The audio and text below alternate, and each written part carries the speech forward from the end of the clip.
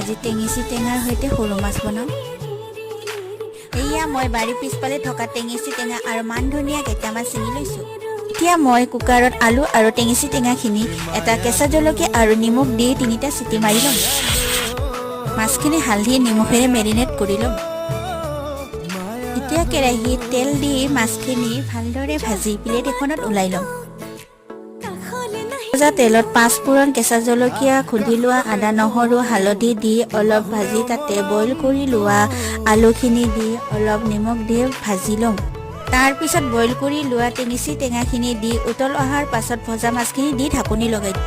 10 মিনিটৰ পিছত মান ধনিয়া, কেঁচা জলকীয়া দি আমাৰ টেঙেচিৰ সৈতে সৰু মাছ ৰেডি। গৰম দিনত এনেদৰে বনাই খাব বৰ ভাল লাগে। এতিয়া গৰমে গৰমে ভাতৰ লগত তৃপ্তি ল'বহে লাগে আৰু। আকৌ লগ পাম এটি নিউ ৰেচিপি লৈ। আজিলৈ আহিছোঁ, বাই।